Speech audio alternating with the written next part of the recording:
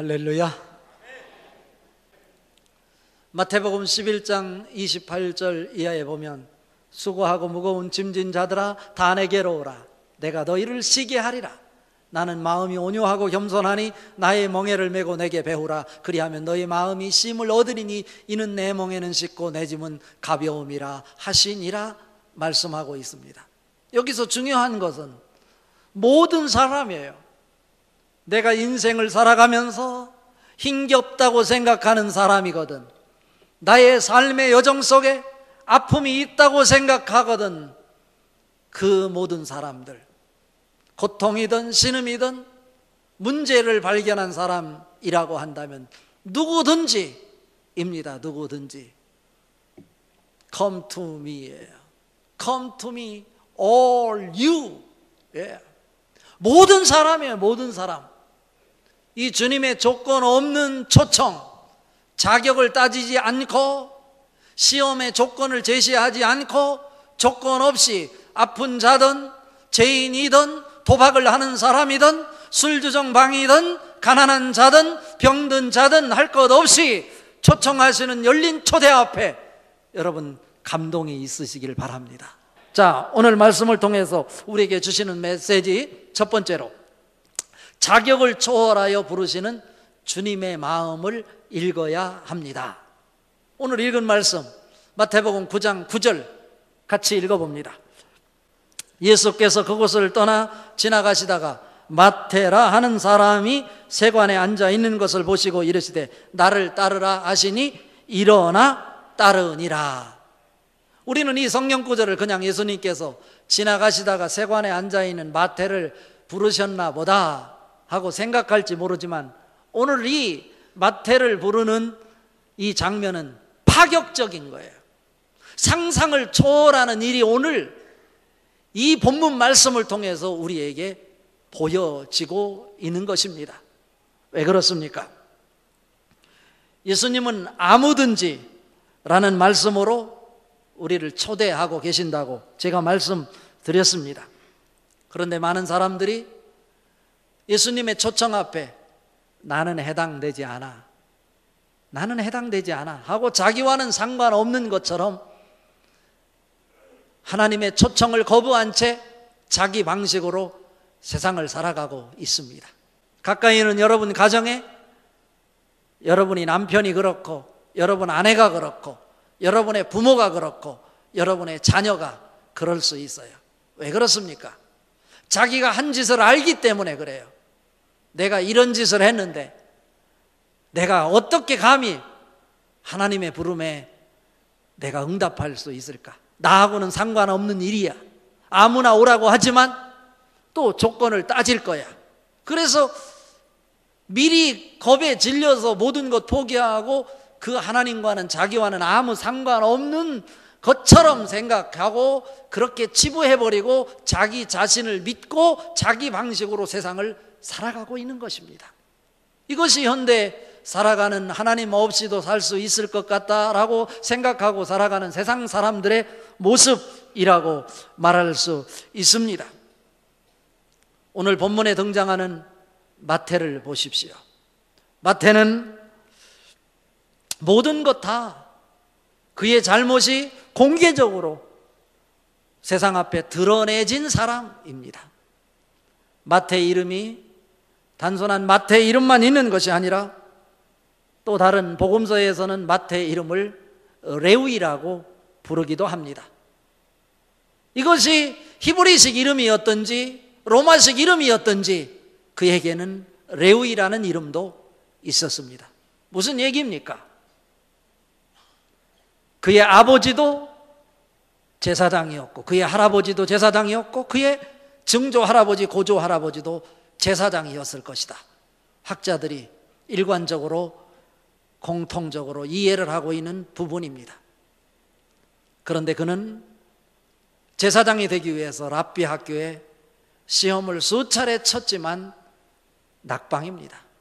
앞에서도 말씀드렸지만 모세오경을 다 암송해야 되고 구체적으로 성경 고사를 볼 때 그것을 치른다고 하는 것, 통과한다고 하는 것이 그리 쉽지 않았던 것입니다. 랍비 학교에서는 이 시험에 떨어지는 실패하는 이 마태를 거들떠보지도 않았을 것입니다.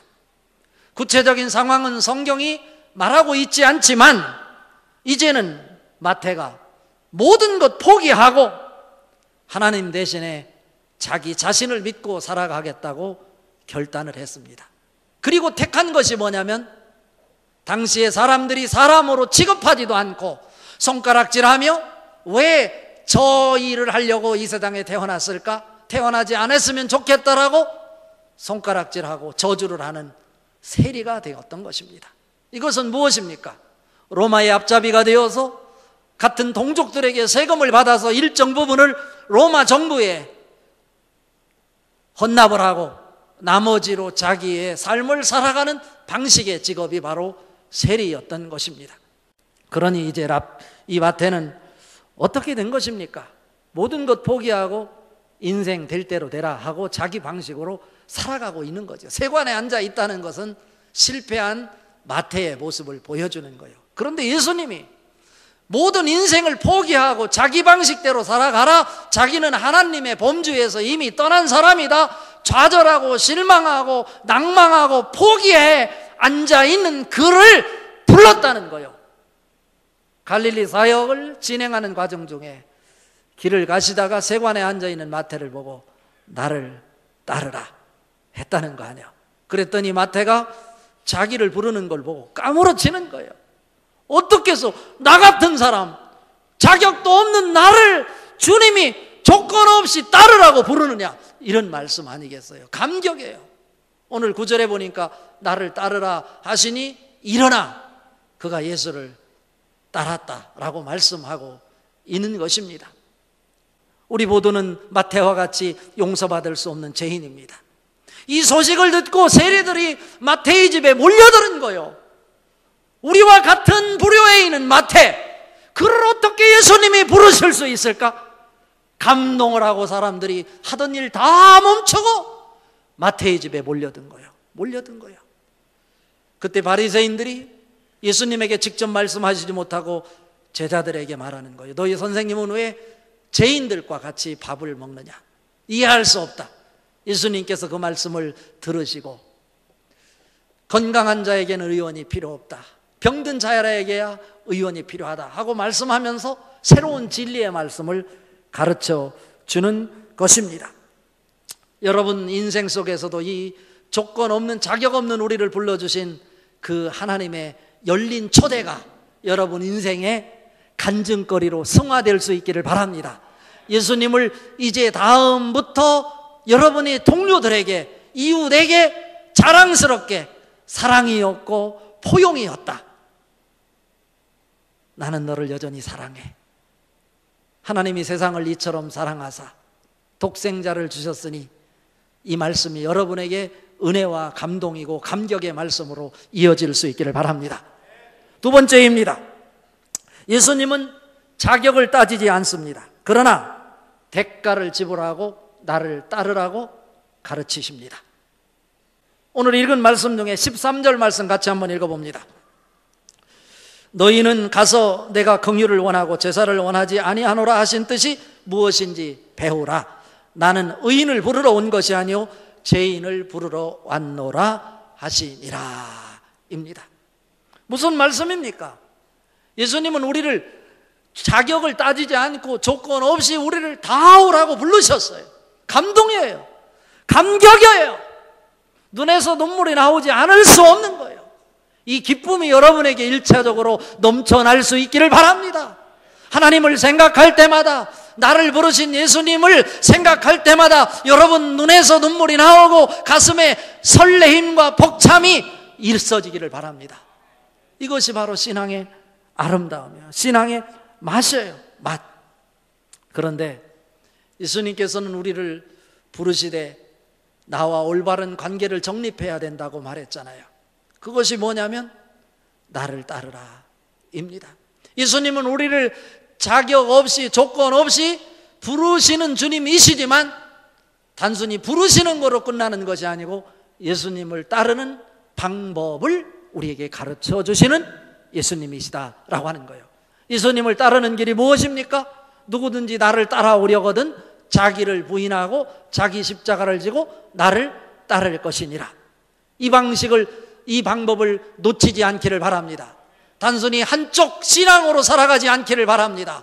열린 초대 앞에 감격이고 감동이고 하나님의 은혜를 경험하고 은혜를 누리되 또 한편에서 나를 따르라 하시는 예수님의 음성이 들려질 수 있기를 바랍니다. 이것이 바로 통전적인 신앙이요, 반쪽 신앙이 아니고 전인적인 신앙, 세상의 소금과 빛을 드러내는 신앙일 수 있겠다라고 하는 것입니다.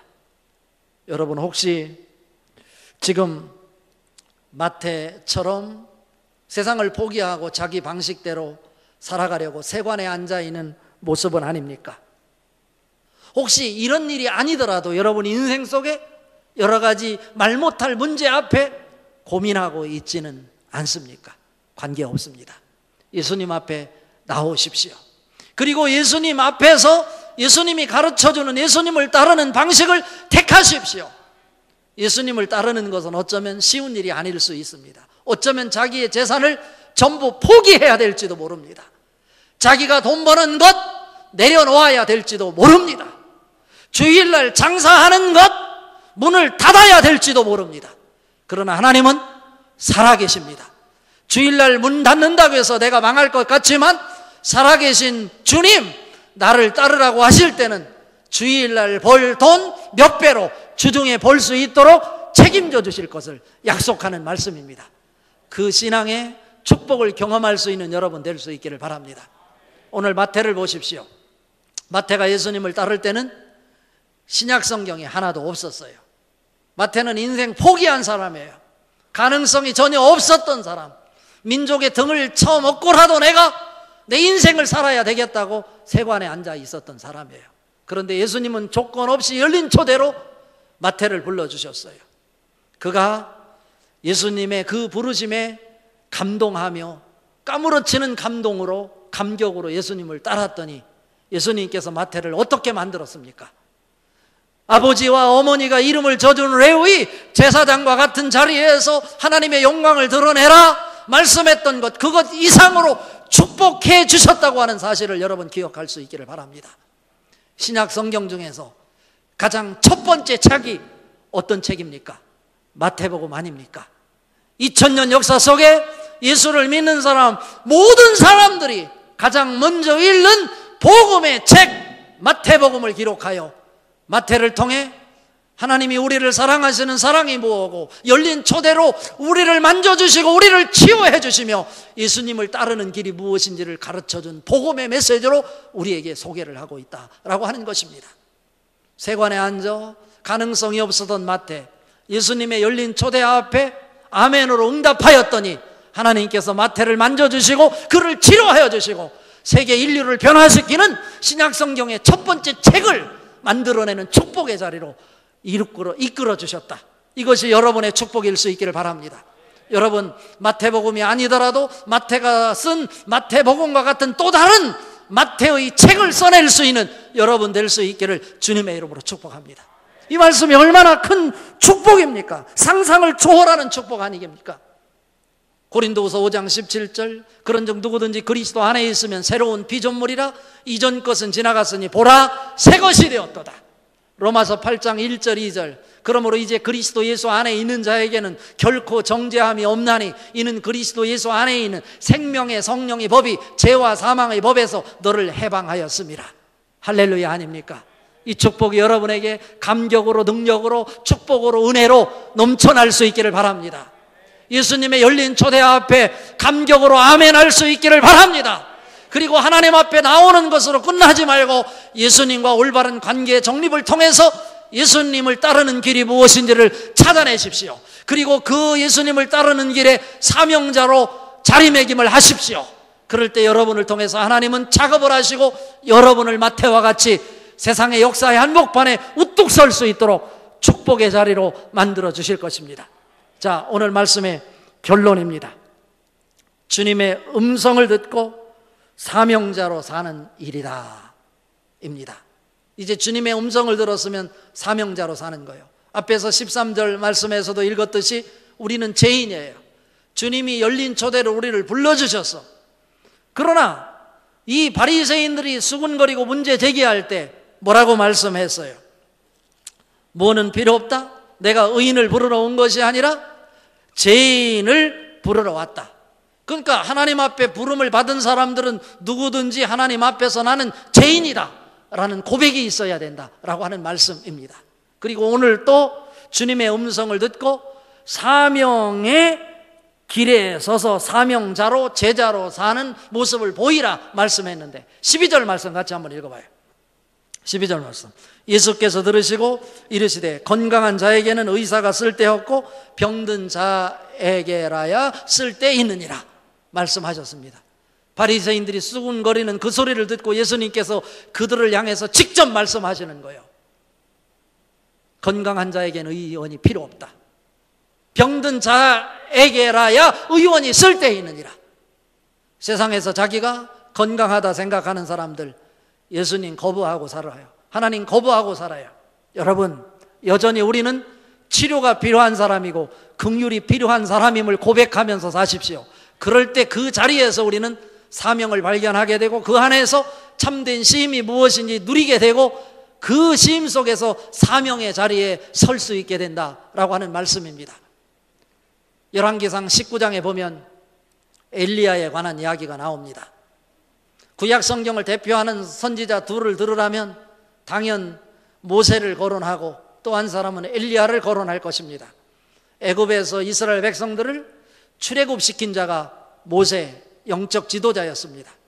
그리고 또 한 명을 들라면 우리는 두 번째로 엘리야를 들을 수 있습니다. 타락한 이스라엘 백성들을 회개 운동을 통해 영적 사람으로 만들어낸 선지자가 바로 엘리야 선지자입니다. 우리는 잘 압니다. 아합 왕 이세벨을 통해서 이스라엘에 하나님을 거역하고 바알과 아세라 우상을 섬기며 하나님을 믿는 사람들을 죽이게 하고 그들을 고통을 주고 그들을 괴롭혔던 그 상황 속에서 하나님이 분노하셔서 3년 6개월 동안 비가 오지 않게 저주를 내렸던 사건, 그 상황 속에서 바알 선지자와 아세라 선지자 850명과 대결을 해서 영적 전쟁에서 하늘에 불을 나타내게 함으로 인해서 불의 사자라고 이름이 붙었던 자가 엘리야입니다. 그런데 그가 열왕기상 19장에 보니까 좌절하고 실패한 자로 갑자기 우울증과 이 실패한 모습으로 이 갈멜산에서 무려 이스라엘의 가장 남남쪽인 부엘세바, 갈멜산에서 부엘세바까지만 하더라도 180km 걸어서 며칠을 갔는지 모르겠어. 그리고 부엘세바에서 다시 사막으로 하루 길을 걸어갔다고 그랬어요. 그리고 로뎀나무 밑에서 차라리 내가 죽는 것이 낫겠다고 나를 죽여달라고 좌절하고 있는 것입니다. 어떤 때 이런 현상이 나타납니까? 이것은 저를 표현하기를 우울증과 탈진의 현상이다, 이렇게 저는 이름을 붙여봤어요. 자기가 열심히 노력하고 기도했는데 자기 뜻대로 이루어지지 않았을 때, 기대에 미치지 못하게 될 때 우리는 탈진 상태에 빠지게 됩니다. 오늘 엘리야는 일 중독증에 걸려서 오직 주의 사역에만 전념했던 것 같습니다. 그러는 와중에 그가 바알 선지자, 아세라 선지자를 다 죽이고 아합 왕 앞에서 3년 6개월 만에 비가 내리는 기적을 나타내 보였어요. 이 모습 속에서 엘리야는 적어도 자기와 원수 관계에 있었지만 아합 왕이 자기를 칭찬해 줄 거야, 메마른 땅에 하늘에 비를 내리게 한 장본인이 아닌가. 그런데 칭찬을 기대했는데 칭찬이 아니라 이세벨을 통해서 아합의 부인이었던 이세벨이 엘리야를 죽여버리겠다고 으름장을 놓습니다. 그 소리를 듣고 자기도 모르게 차라리 나를 죽는 것이 낫겠다고 먼 길을 떠난 거예요. 두려움에 사로잡히게 되는 것이죠. 우리에게도 이런 모습이 얼마든지 있을 수 있어요. 엘리야가 로뎀나무 밑에서 시궁창 밑에서 나는 차라리 죽는 게 낫겠다, 죽여달라 잠들어 있을 때 하나님이 그에게 천사를 보내주셨어요. 그를 깼어요. 그리고 그에게 준 것이 두 가지가 있어요. 그게 뭐예요? 생수 한 병과 직접 구운 떡을 줬어요. 이번 휴가철에 여러분 다른 것 생각하지 마십시오. 사역을 잠시 중단하되 우리 인생에 쉼표가 있음을 기억하고 여러분 원하시는 건 마음껏 잡수십시오. 하나님이 준비해 주신 휴가비 아끼지 마시고 구운 떡도 사드시고 생수도 사드시고 맛있는 곳 하나는 것 다 사드십시오. 그럴 때 새로운 에너지를 얻을 수 있어. 엘리야가 시궁창 밑에서 로뎀나무 밑에서 다시 일어섰잖아요. 그리고 그가 간 곳이 어디입니까? 십계명을 받았던 시내산으로, 호렙산으로 40일 사육 40주야를 걸어갔다고 그랬어요. 어떻게 죽겠다고 차라리 죽여달라고 했던 자가 그가 떡을 먹고 하나님이 준비한 생수 한 병을 마시고는 40주야를 그 뜨거운 길을, 사막의 길을 걸어갈 수 있었을까? 그가 호렙산에 이르렀을 때 수많은 경험을 했어요. 하나님이 역사하는 기적, 바람이 그 굴 속에 요란한 소리를 냈고요, 천둥 번개가 일어났고 하나님이 역사하는 기적을 많이 나타냈는데 그 중에 그가 얻은 것 하나 놀라운 일이 있는데 그것은 뭐냐면 세미한 하나님의 음성을 들을 수 있었다는 거예요. 엘리야야, 왜 내가 여기 있느냐? 그때 하나님의 음성을 들을 때 그가 가졌었던 모든 공포감, 그의 좌절, 그의 우울증, 그의 상실감, 실패감이 다 사라진 줄 믿습니다. 그러니까 이번 휴가는 참된 안식은 우리가 바다로 산으로 떠난다고 이루어지는 것이 아니라 하나님 안에서 하나님의 음성을 들을 때 참된 안식과 쉼이 있고 사명의 자리에 설 수 있다라고 하는 것입니다. 사명의 자리에 설 수 있었다는 걸 어떻게 알 수 있습니까? 열왕기상 19장 18절에 그 해답이 있어요. 오늘 말씀의 키포인트일 수 있어. 단순히 주님의 열린 초대에 내가 감격하고 감동하는 것, 그리고 주님이 따르라고 하는 그 말씀 붙잡고 살아가는 것도 중요하지만 인생에는 쉼표가 필요한데 참 안식은 하나님 안에서, 믿음 안에서 하나님의 음성이 들려질 때 내가 보지 못했던 새로운 사명의 모습을 볼 수 있게 된다는 거예요. 열왕기상 19장 18절 우리 같이 한번 읽어봐요. 같이 읽습니다. 그러나 내가 이스라엘 가운데 7,000명을 남기리니 다 바알에게 무릎을 꿇지 아니하고 다 바알에게 입맞추지 아니한 자니라 입니다. 무슨 말씀입니까? 하나님의 음성을 듣기 전에 엘리야는 무슨 소리를 했어요? 지금 내가 하나님 앞에 이렇게 열심히 일을 해서 바알 앞에 무릎 꿇지 않고 하나님을 따르는 자는 나 혼자밖에 없습니다. 그랬던 자가 하나님의 음성을 듣고 나니 7,000명의 바알 앞에 무릎 꿇지 않은 사람이 보이는 거예요. 누가 보인 거예요? 함께 손을 잡고 사명의 길을 걸어갈 사명자가 보인 거예요. 여러분 눈에도 오늘 휴식을 통해 하나님의 음성을 듣고 함께 사명의 길을 걸어갈 동역자들이 보일 수 있기를 바랍니다. 목자가 보일 수 있기를 바랍니다. 지구장이 보일 수 있기를 바랍니다. 여러분의 목원들이 보일 수 있기를 바랍니다. 여러분들을 위해 축복하는 목사가 보일 수 있기를 바랍니다. 장로님들이 보일 수 있기를 바랍니다. 그럴 때 그 7,000명과 함께 그가 사명의 길을 걸어가서 그의 사역을 감당했고 엘리야가 죽지 않고 그 위대한 이스라엘 역사의 한 획을 그었던 엘리사 같은 제자를 배출했다는 사실을 우리는 기억할 필요가 있습니다. 오늘 말씀을 통해서 우리가 건강한 자에게는 의사가 필요 없고 병든 자에라야 의사가 필요하다는 이 말씀, 우리는 나는 건강해서 하나님이 필요 없는 자다 이런 교만을 떨쳐버리고 언제든지 나는 주님의 치료가 필요한 사람이다 라고 하나님 앞에 무릎 꿇을 때 하나님의 음성이 여러분에게 들려질 것이고 그 음성이 들려질 때 여러분이 보지 못했던 함께 동역할 사명자들이 보여질 줄로 믿습니다. 그 축복이 이번 휴가를 통해서 참된 쉼과 신앙 훈련을 통해서 사명의 자리를 되찾을 수 있기를 주님의 이름으로 축복합니다.